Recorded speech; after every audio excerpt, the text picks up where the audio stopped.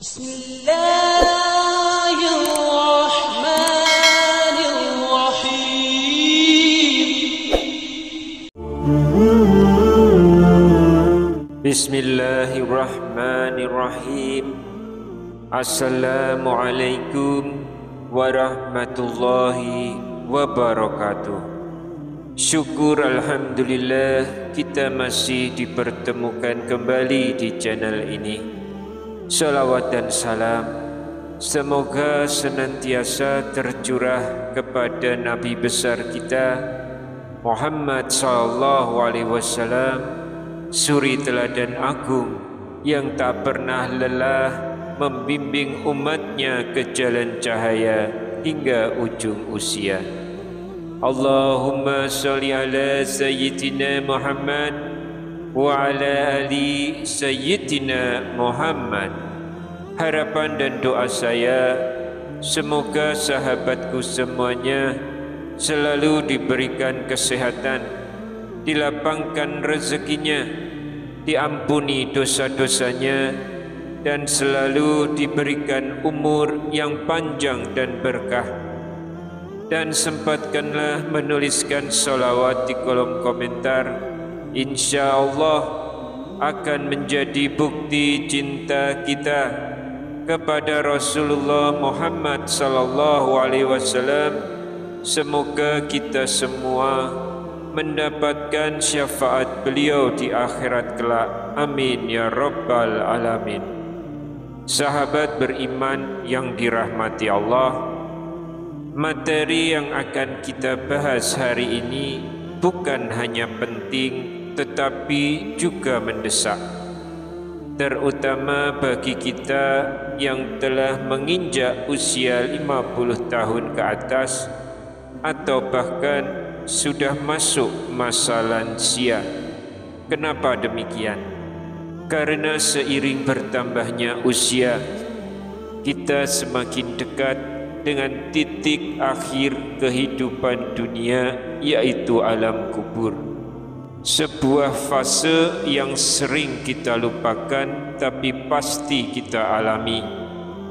Usia kita boleh lanjut, amal kita belum tentu cukup, badan kita mungkin sudah renta, tapi pertanggungjawaban tetap akan datang.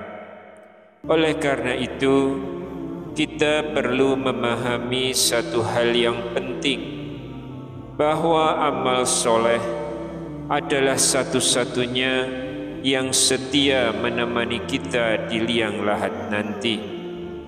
Keluarga akan kembali pulang, harta akan ditinggalkan, dan yang tinggal hanyalah amal. Sebagaimana sabda Rasulullah sallallahu alaihi wasallam dalam hadis yang diriwayatkan oleh Bukhari dan Muslim, mayit diiringi oleh 3 hal: keluarganya, hartanya, dan amalnya. Maka yang 2 kembali pulang dan 1 tinggal bersamanya, yaitu amalnya. Kalimat ini tidak hanya menggugah, tapi juga menjadi alarm bagi kita semua, terutama yang sudah senior dalam usia, agar tidak terlena oleh kenyamanan dunia dan lalai dalam mempersiapkan perjalanan ke alam barzakh. Apa saja amal yang bisa menyelamatkan kita dari siksa kubur?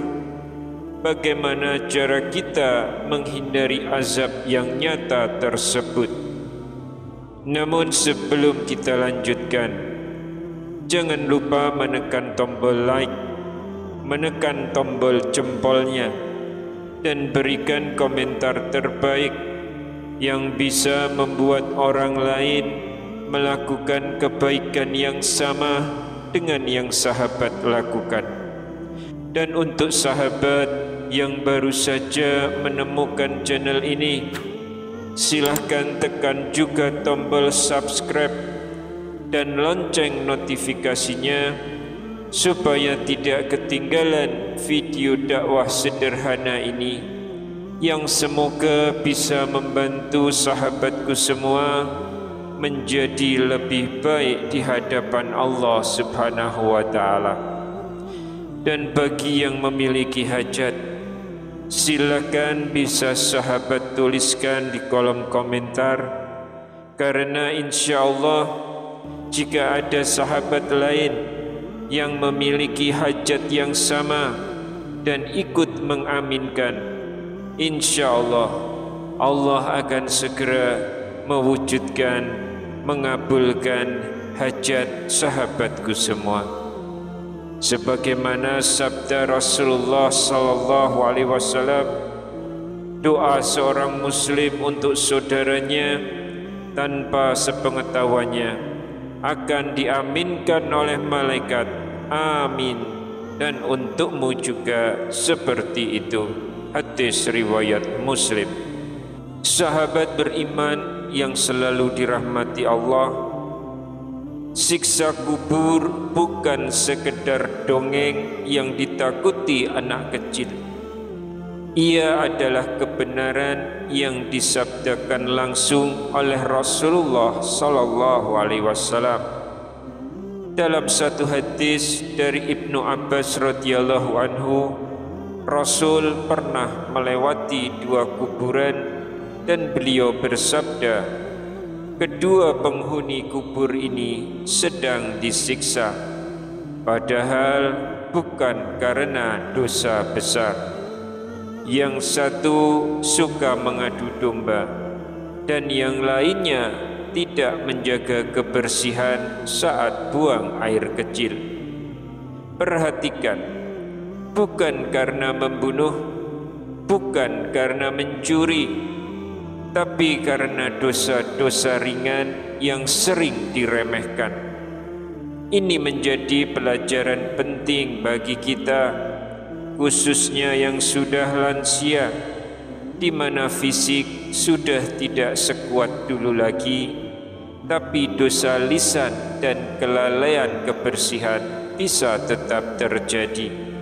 Bahkan Allah Subhanahu wa taala mengabadikan kedahsyatan azab kubur dalam Quran surah Al-An'am ayat 93. Pada hari ini kamu akan dibalas dengan azab yang sangat menghinakan karena kamu mengatakan terhadap Allah perkataan yang tidak benar dan karena kamu menyombongkan diri terhadap ayat-ayatnya. Ayat ini menggambarkan bagaimana sakaratul maut dan awal dari kehidupan kubur adalah waktu yang sangat berat bagi orang yang berdosa. Lantas, apa yang bisa menjadi pelindung kita? Apa yang bisa menemani kita saat semua meninggalkan? Jawabannya adalah amal soleh. Ia tidak hanya menyinari kuburan kita, tapi juga menjaga kita dari siksaan yang mengerikan. Menurut hadis Nabi, ada 4 amal utama yang dikenal sebagai penghalang siksa kubur. Mari kita bahas satu persatu. Yang pertama adalah membaca surah Al-Mulk setiap malam. Rasulullah sallallahu alaihi wasallam menyebutkan bahwa membaca surah Al-Mulk setiap malam akan menjadi penghalang dari siksa kubur. Barang siapa membaca surat Tabarak atau surat Al-Mulk tiap malam, Allah akan menghindarkannya dari azab kubur. Hadis riwayat An-Nasa'i. Bayangkan, hanya dengan membaca satu surah kita bisa mendapat perlindungan luar biasa. Surah ini tidak panjang, hanya 30 ayat. Mungkin 7 menit waktu kita, tapi menyelamatkan dari ribuan tahun siksa. Untuk kita yang sudah lansia, Ini adalah amalan yang ringan tapi berdampak besar. Boleh dibaca sambil duduk, bahkan sambil berbaring sebelum tidur. Yang kedua adalah berjuang di jalan Allah. Jihad fisabilillah, baik dengan harta, tenaga maupun ilmu, akan membuat pelakunya aman dari fitnah kubur. Rasulullah bersabda, setiap orang yang mati akan terputus amalnya, kecuali yang wafat saat berjaga di jalan Allah. Amalnya terus mengalir sampai hari kiamat dan dia aman dari siksa kubur. Hadis riwayat Tirmizi. Bagi kita yang sudah tidak mampu turun langsung di medan jihad fisik, jangan berkecil hati. Kita bisa berjihad dengan harta, mendukung dakwah, membantu fakir miskin, atau menyebarkan ilmu yang bermanfaat. Yang ketiga, membaca kalimat thayyibah. Kalimat la ilaha illallah bukan hanya kunci surga, tapi juga penentram di alam kubur. Rasulullah sallallahu alaihi wasallam bersabda, orang yang selalu membaca kalimat la ilaha illallah tidak merasa takut ketika ajal tiba dan di alam kubur. Hadis riwayat Ibnu Majah. Bahkan ketika kita membaca la ilaha illallah al-malikul haqqul mubin sebanyak 100 kali setiap hari, maka kita akan dijamin terhindar dari kemiskinan, aman dari siksa kubur, terbuka pintu rezekinya, dan terbuka pintu surga. Subhanallah, kalimat pendek tapi pahalanya luas, mudah dilafalkan kapan saja, bahkan sambil duduk di kursi, di kendaraan, atau seusai sholat. Yang keempat, wafat pada hari Jumat. Wafat pada hari Jumat disebutkan sebagai salah satu tanda yang bisa menjadi penghalang dari fitnah kubur. Rasulullah bersabda, tidak ada muslim yang wafat di hari Jumat atau malam Jumat, melainkan Allah lindungi dari fitnah kubur. Hadis riwayat Ahmad. Namun perlu diingat bahwa hal ini bukanlah jaminan mutlak, karena ampunan tetap hak prerogatif Allah. Tapi ini bisa menjadi sinyal kebaikan bagi yang wafat di hari tersebut. Maka kita harus tetap terus beramal dan berprasangka baik kepada Allah Subhanahu wa ta'ala. Sahabat yang beriman, setiap kita pasti akan melewati liang lahat. Tidak ada yang bisa lolos, tidak yang muda, tidak juga yang tua. Maka selagi masih ada usia, mari jadikan setiap detik sebagai kesempatan untuk beramal. Jangan tunggu esok, jangan tunda kebaikan.